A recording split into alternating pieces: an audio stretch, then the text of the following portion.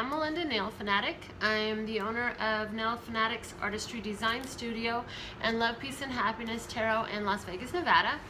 And today I wanted to pull cards on the full moon in Aries. That is October 15th at 9:23 p.m. That's Pacific Standard Time. And so for some of you it'll hit on October 16th.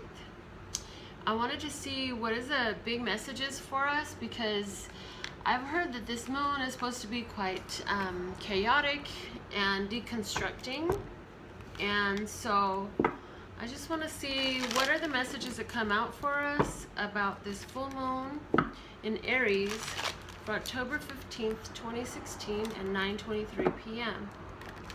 Thank you, thank you, thank you, thank you, thank you, thank you. Thank you, thank you, thank you to my higher self, love source God, ancestors, the creator of all that ever is, was, would be, or could be, all that fine divine divinity that flows through you and me, that allows me to speak and see what the messages are for you and me. What the messages are for we. This full moon in Aries. What do we need to keep in mind? And I'm only going to do this one reading because this full moon affects all of us. Yes, it's going to affect us personally in different ways, but this overall energy, you know, we can just see what is the message that will help us get through it and what we need to know. So okay, so full moon in Aries, start with the Queen of Cups. So we're going to deal with a lot of emotions in this. It's going to be emotional, and we want to be very deliberate in how we allow our emotions to flow. We don't want to allow ourselves to be carried away by our emotion. We want to think twice before we speak or act, because you may be overly emotional. And to help you cope with this, I'm getting that we need to really make that practice that I'm always talking about. Count your blessings. How many blessings can you count? See how many you can count them as high as you can go. And instead of counting sheep when you fall asleep, count your blessings. And this is a great time to start writing them down. We want to speak from a place of love. I just got that. So when we speak to other people, try to temper our words with unconditional love. You've been practicing your unconditional love. Now is the time to exercise it, because that's going to help you to move through this energy very successfully in a way that you'll be pleased with what you've done. Okay, let's see what else are the messages I'm getting. This is going to bring in this is going to be brand new energy coming in for us. We have the Ace of Wands, and so that's about the new beginning, the seed of the new beginning. So some things are going to fall apart, and as the things fall apart, it could be in your personal life, it could be in the political arena, it could be on the worldwide stage, it could be weather relevant, as in the weather, outdoors, nature elements, which are not even natural anymore. I don't know if you know anything about them big antennas up in Alaska, but anyhow, whatever's coming in, whatever it is, try to hold a higher perspective of unconditional love, because even if it feels like it's bad, it's bringing in a new beginning for us physically, a new beginning, so that we can embrace what we've always wanted to and be what we're here to be freely. Okay, so we'll see later afterwards, we'll see what these, we'll give it some time, and then we'll come back to this video and watch this video again. At least I will. I hope you will too, just to see how this played out. But something about the changes that are coming in that are very emotional for us is about allowing us to express ourselves more freely,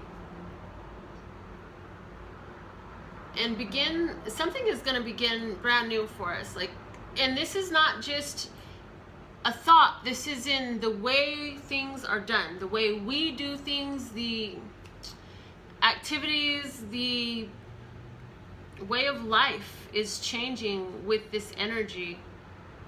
Let's see what else we have coming in. The Seven of Wands. So this is on a spiritual level. What is coming in is so that way, spiritually speaking, blockages can be disseminated and made obsolete. So whenever that happens, it can be very emotional, because now we're dealing with foundational core belief systems and spiritual beliefs and what one holds to be true. These things are going to shift for us, and it can be very, again, very emotional. Let's see what else are the messages for us. We want to go into this trusting that everything is going to work out for us very well. And again, wearing our love. This is another heart on this coffee cup here. Page of Cups. It's a heart card, a love card, an emotional card. So even if you're feeling emotional, if some old emotions well up within you, stick to counting your blessings. Stick to realizing what is right now rather than looking to the past. Try to bring yourself back to the present and stay focused on what you're appreciating about right now. Right now is a powerful time that will enable you to get through these things with less hesitation and less resistance and less backlash, less unnecessary fallout.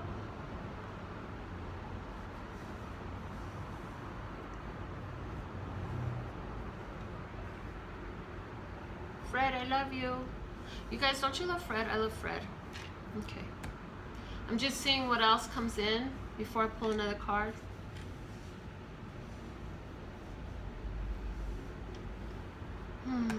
Okay. All right. So definitely this energy with the Chariot coming out, this is about us moving through obstacles. So I'm really excited to see how this plays out, because there are a lot of different things going on in our society today.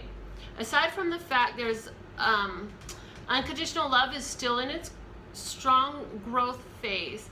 What I mean by that is that a lot of people are still learning about unconditional love, how to use it for themselves, how to express it in their society, how to express it in their families, how to express it in their work environments, how to express it at all. And so in doing this work, in accepting these changes, there's obstacles there that would cause one to stop expressing that unconditional love. But that's what we are made of. That's our whole point of existence. And so this energy that's coming in, we are really being allowed the opportunity to get around some of these blockages, get around some of these past issues, get around some of these beliefs that were limiting. We have the opportunity to free ourselves. The bottom of the deck is the Page of Coins. So this is going to be a new physical beginning for us. When I say a new physical beginning for us, again, I go back to what we said about the Ace of Wands.